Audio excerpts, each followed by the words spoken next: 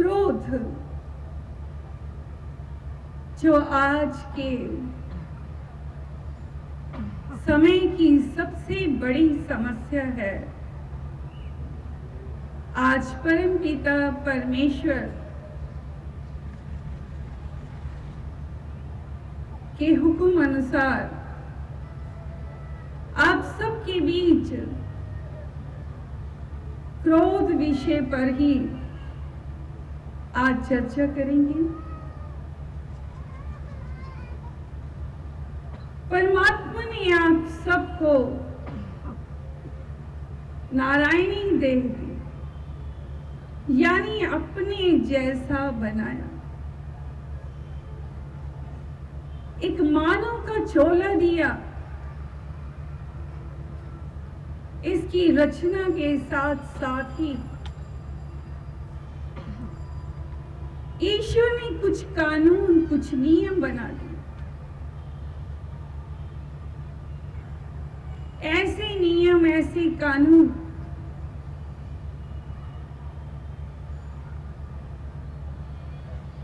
जिसमें रहना मानव के लिए अनिवार्य है, और वो है मानवीय गुणों को धारण करना। प्रेम, दया, क्षमा, शीतलता, नम्रता, सेवा, परोपकार, सच्चाई, ईमानदारी, मर्यादा में रहना, सहन शक्ति का होना, अच्छाई को धारण करना, ऐसे तमाम गुणों का पालन करना अनिवार्य है। सत्य के मार्ग पर चलने के लिए, ईश्वर की रजा में रहने के लिए परमात्मा ने इस सृष्टि का सही संचालन करने के लिए ऐसे कानून बना।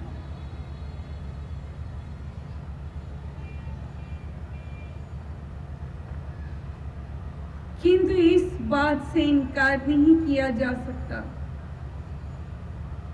कि हर प्राणी के अंदर 5 शत्रु विराजमान हैं, और वो 5 शत्रु हैं काम, क्रोध, लोभ, मोह और अहंकार।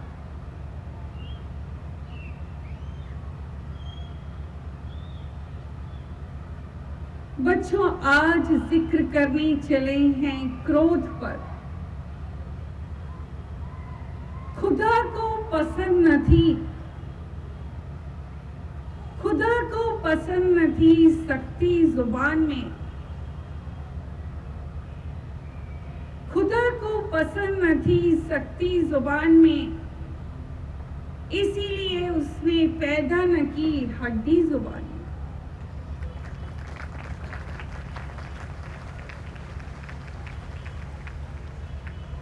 वो परमात्मा कभी नहीं चाहता था जो तस्वीर या जो आईना आज संसार दिखा रहा,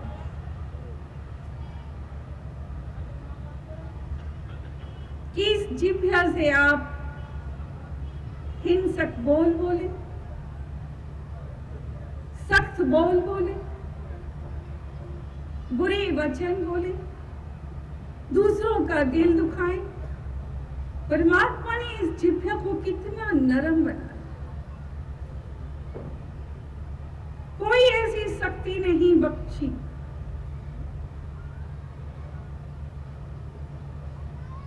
कि हम सख्त जुबान का प्रयोग करें या सख्त भाषा का इस्तेमाल करें।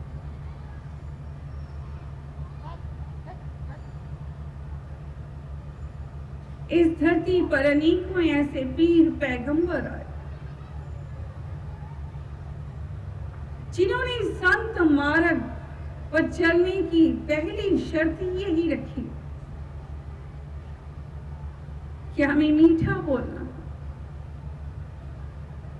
वाणी ऐसी बोलिए मन का आपा खोए, वाणी ऐसी बोलिए मन का आपा खोए, और इनको शीतल करे आप हो शीतल। कि हमें इस तरह की वाणी बोलनी है, बोल बोलने, भाषा बोलनी है, जिसके बोलने से हमें खुद को भी अंतर से संतुष्टि मिले, सुख मिले, आनंद मिले, और सुनने वाले को भी उतने ही आनंद महसूस। वाणी शीतल हो। आप जानते हैं कोई वाणी शीतल कैसे हो सकती? आज सांसारिक प्राणी अपनी वाणी को सुंदर बनाने के लिए बड़े बड़े बोल बोलते हैं, बड़ी बड़ी वजनदार भाषाएं बोलते हैं, वजनदार शब्दों का प्रयोग करते हैं। उनकी अपनी सोच है, उनका अपना ये मानना है कि ऐसा करने से उनकी वाणी में सुंदरता आ जाएगी, उनके बोल मीठे हो जाएंगे, उनकी बोली में नम्रता आ जाएगी, ठंडक आ जाएगी। कदापि नहीं।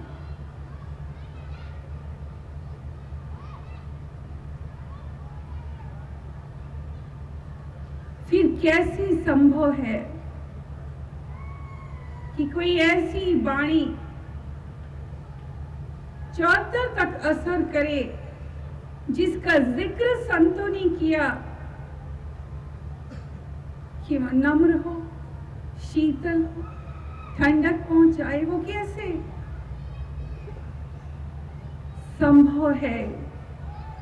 ऐसी वाणी को हम अपना। बच्चों, सच ये है, कोई व्यक्ति जिसके घट में छल हो, जो झूठा हो, वो लाख प्रयास करे, लाख प्रयत्न करे,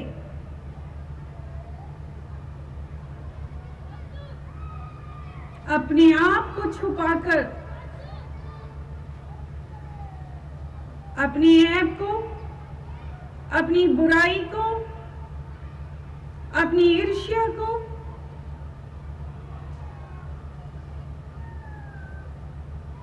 अपने क्रोध को,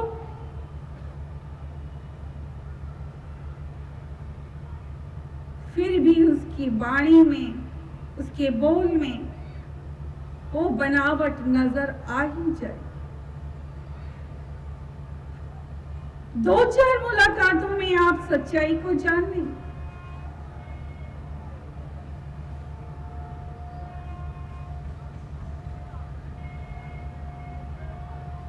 बच्चों, जब तक अंतर में परिवर्तन नहीं हो जाता,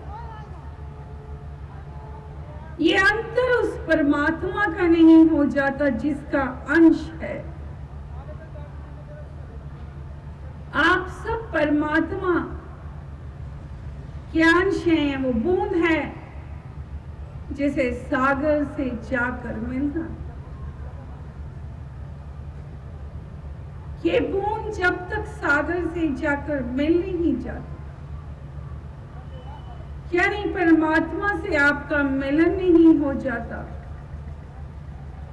आपके घट में ज्ञान का प्रकाश नहीं हो जाता। प्रकाश वो उजाला है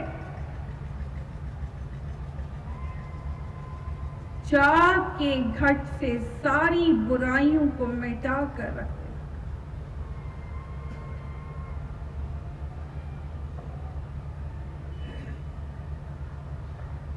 फिर एक ऐसा परिवर्तन आता है कि मुख से जो बोल निकलते हैं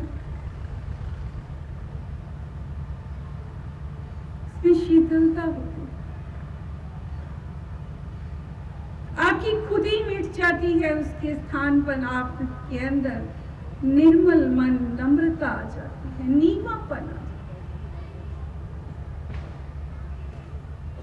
जो व्यक्ति नीवा हो गया उसके अंदर क्रोध कहां से आएगा?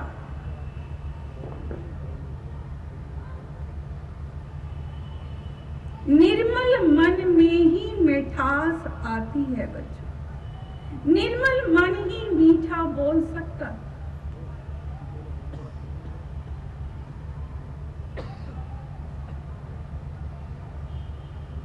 जरूरत है हम अपने परमात्मा की नजदीकी मिले, हम परमात्मा के करीब चले। प्रश्न उठता है, आज चारों तरफ संसार एक ही सवाल, एक ही प्रश्न लेकर आ रहा है। बहुत से लोग इस बात को आज मानने लगे हैं, महसूस करने लगे। हमारे पास आकर अरदास कराते हैं, माता जी कृपा करिए, हमें क्रोध बहुत आता है, हम क्या करें? हमारे बच्चे को क्रोध बहुत आता है, हमारे फला रिश्तेदार को क्रोध बहुत आता है। आप कोई दया कीजिए, आप कोई आशीर्वाद दीजिए। जी हाँ, क्रोध एक बहुत बड़ा अभिशाप है, बहुत बड़ी बुराई।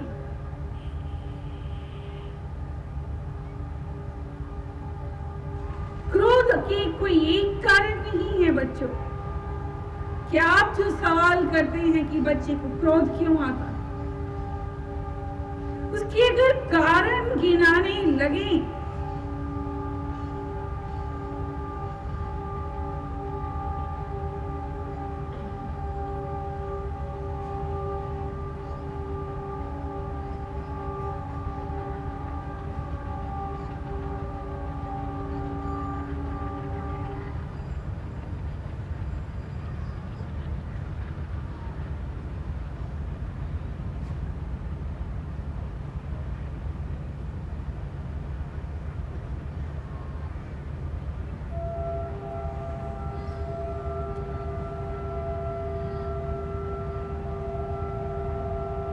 के कारण गिनाने लगे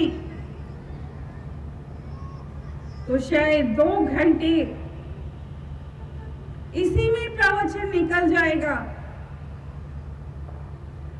कि क्रोध लोगों को आता क्यों। सबसे बड़ा कारण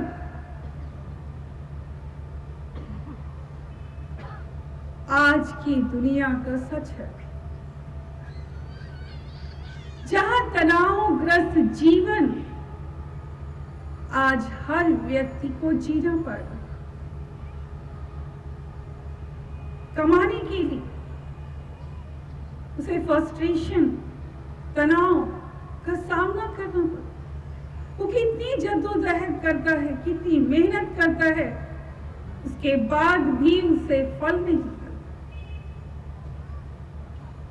कितनी भागा दौड़ी करता है वो कमाने के लिए, काम ढूंढने के लिए। काम मिलता है,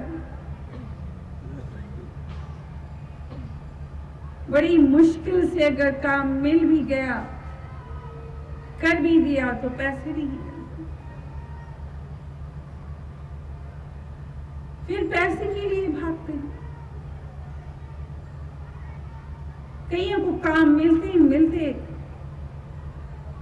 अंत में मना कर दिया जाता है कि हमने तो काम किसी और को दे दिया, ये टेंडर किसी और को दे दिया। एक ऐसी जिंदगी जहां रात दिन आप चिंता में जीते हैं, एक ऐसी सोच में, एक ऐसे तनाव में कल क्या होगा, आपको नींद नहीं आती।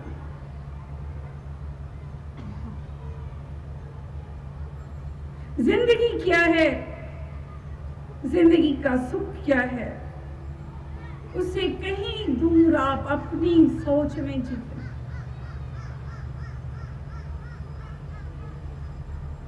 घर आते हैं तो घर आकर देखते हैं कि घर में अनेकों चिंता, कहीं कोई बीमार है, किसी को किसी सामान की जरूरत है, किसी को कुछ चाहिए, किसी की कोई समस्या है, कोई किसी कारण से दुखी। घर में अगर बुजुर्ग माता पिता हैं तो उनकी तकलीफें, उनके कष्ट अपने।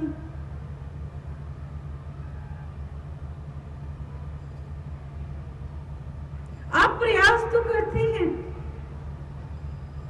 क्या अपनी तरफ से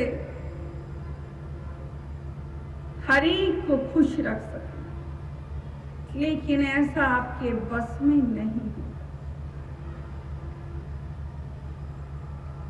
जाने अनजाने, ना चाहते हुए भी आप उन पर बरस पड़ते हैं जिन्हें अपना मानते हैं, जिन्हें अपना समझते हैं। अपना गुस्सा, अपना क्रोध, अपनी परेशानी में आप उन पर क्रोध कर जाते हैं।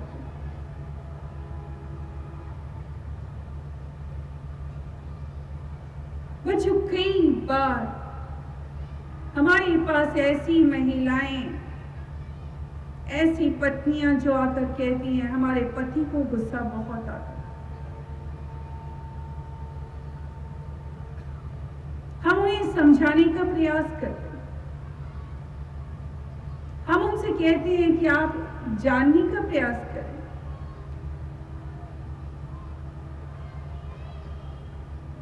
कि उनकी क्रोध, उनकी गुस्से का कारण या वजह क्या, वो अंदर से कितने दुखी हैं। जरूर उन्हें कोई परेशानी है। आप अर्धांगिनी हैं और आपका पहला फर्ज बनता है कि आप पति के दर्द के साझीदार, उनकी हिम्मत, उनका हौसला बढ़ाएं, उन्हें बताएं कि जिंदगी में यूं हार नहीं माननी, आप उनके साथ हैं। आज नहीं तो कल जिंदगी में आपकी जीत जरूर होगी। इस तरह परेशान होकर, इस तरह हार कर, गुस्सा करके, क्रोध दिखाकर वो खुद को परेशान ना करे।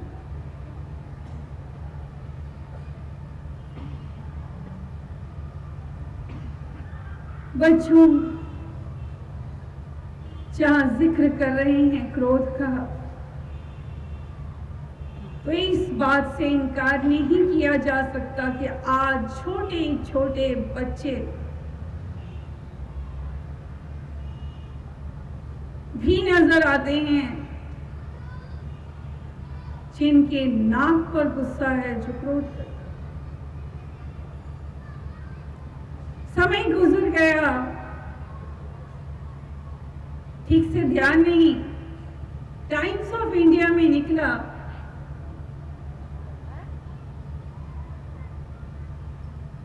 कि छोटे छोटे नन्हे 10 साल के करीब बच्चों ने, 10 से 12 साल के बच्चे होंगे, जिन्होंने अपनी दादी का कत्ल कर,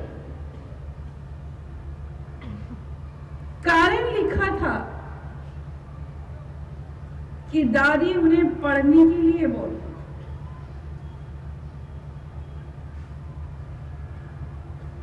बच्चों ने मिलकर कैंची या चाकू से वार किया और दादी को खत्म कर दिया। हमें ये पढ़कर बड़ी हैरत हुई।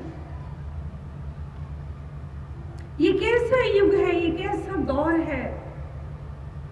वो मासूम बच्चे जिनके अंदर इतना जहर है, ये जहर उनके अंदर कहां से आया?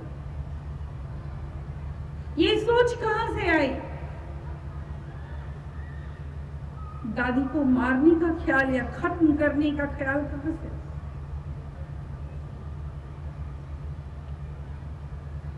इसके लिए दोषी है आज का समाज, आज का दौर। वो केवल वो टीवी, ये टेलीविजन, जिस पर बच्चे इस तरह के तमाशे खेल रोज देखते हैं और आसान समझते हैं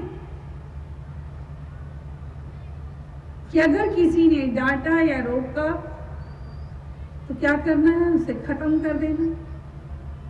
ऐसी फिल्में देखते हैं, ना जाने क्या क्या देखते हैं, देखने वाले जाने। हम आज के टेलीविजन को नहीं देखते, इसलिए कौन सी कहानियां चल रही हैं हम नहीं जानते। लेकिन जरूर कुछ ऐसा है जो मासूम हृदय पर ऐसी छाप छोड़ गया, जो इतना बड़ा निर्णय लेकर इतनी बड़ी हत्या, इतना बड़ा पाप कर दे, या इतना जहर उनके अंदर कैसे आया, इतनी कड़वाहट उनके अंदर कहां से आई, जिनकी उम्र ही अभी मासूमियत थी।